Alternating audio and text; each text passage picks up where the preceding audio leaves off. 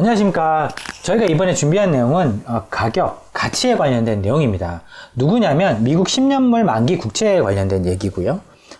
BOFA, 즉 메릴 린치가 이 보고서를 작성을 하고 이 모델에 관련된 추세와 현재의 지점, 2023년 4분기에 대한 이야기를 담았습니다.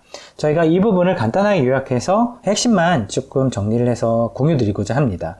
우선 이런 부분을 설명드리는 데 있어서 가장 중요한 부분은 이건 이제 메릴 린치 모델이기 때문에 꼭 맞지는 않다. 하지만 방향성 측면에서는 이 모델들이 짚어주는 부분은 항상 도움이 됐었다. 실질적으로 저희도 계량 모델링을 통해서 사실 머신러닝 같은 작업들을 통해서 되게 오랫동안 약 한 2015년부터 했으니까요. 한 8년에서 9년 사이 동안에 이걸 경험적으로 해보면서 이게 마켓 타이밍은 사실 잘 맞추지 못하지만 방향성에 관련돼 가지고는 사실 결국은 답을 어느 정도 냈었다라는 부분을 저희가 확인할 수 있었습니다. 사실 이게 메릴 린치 모델을 보니까 아무래도 조금 더 글로벌리 봤을 때 검증을 받았다기보다는 좀 인정을 받을 수 있는 그런 추세에 관련된 정보가 분명히 담겨져 있다라고 보시면 훨씬 더 도움이 될 것 같고요.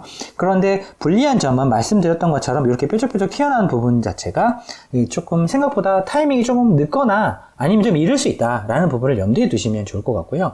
그런데 왜 이 시점에 이 보고서가 나왔는지 보시면 이게 보면 이 변곡점 이렇게 좀 바뀌는 부분을 보게 되면 이 모델도 미리 선제적으로 조금 추세가 바뀌는 모양을 미리 이제 조금 가지게 됩니다. 따라서 이번에 4분기에 페어밸류, 그러니까 적정 가치를 봤더니 미국 10년물 채권의 적정 가치는 약 한 4% 초반, 4.1 정도가 되더라. 그러면 지금 4.8, 4.9 정도를 왔다 갔다 하고 있으니까요.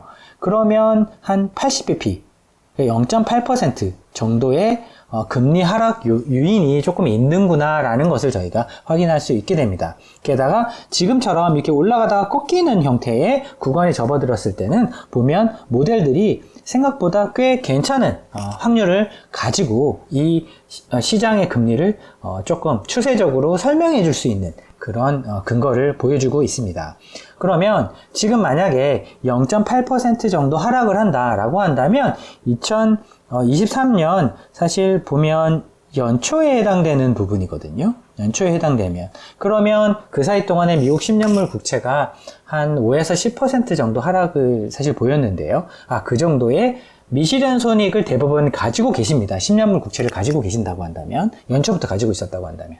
하지만 이게 실질적으로 실행된 손실이라기보다는 만기까지 보유하게 되면 그 손실도 사실 다 사라지게 되고, 그리고 지금 10년물 만기 국채가 가지고 있는 약 5% 근처에 되는 이 금리를 저희가 다 보상받을 수 있는 그런 미국 국채이기 때문에 사실 이 미실현 손익은 만기까지 들고 있는 사람 입장에서는 전혀 중요하지는 않고요.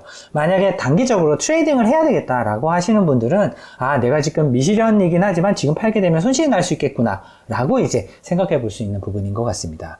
따라서 만기 측면에서 나는 장기로 채권 투자를 하겠다. 그런데 이 미실현 미실현 손실이 신경이 쓰인다 라고 했을 때는 지금 4.1% 정도 떨어질 수 있는 룸이 있으니까 미실현 손실 중에서 꽤 많은 부분은 또 회복이 되겠구나. 혹은 트레이딩 하시는 분들 입장에서는 그동안 사실 고민을 했었는데 이 정도로 금리가 떨어질 수 있다고 한다면 내가 지금 미실현 손실 중에서 일부분을 이게 손실이 회복이 돼서 그런 부분을 조금 혹은 내가 중간에 조금 더 4.5나 4.6이나 이런 금리에 샀다고 한다면 오히려 차익 실현을 할 수도 있는 기회도 있겠구나 라는 부분을 여기서 확인할 수 있게 됩니다.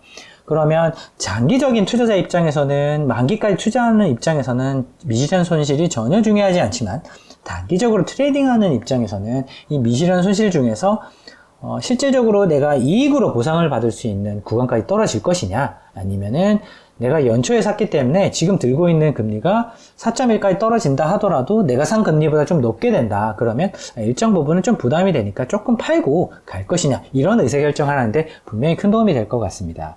따라서 지금 제일 중요한 부분은 첫 번째로는 이게 변곡점이 좀 발생했다라는 부분인 것 같고요.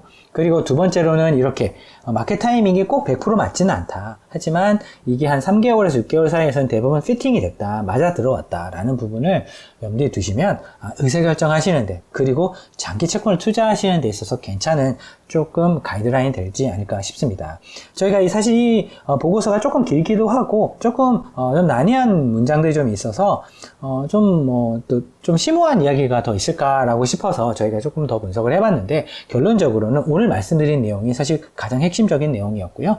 향후에 이 모델이 또 변곡점을 가져서 오히려 이렇게 올라오는 구간도 나타나지 않겠습니까? 그런 구간이 또 된다고 한다면 저희가 그 부분을 또 캐치업해서 또 공유 드리도록 하겠습니다. 감사합니다.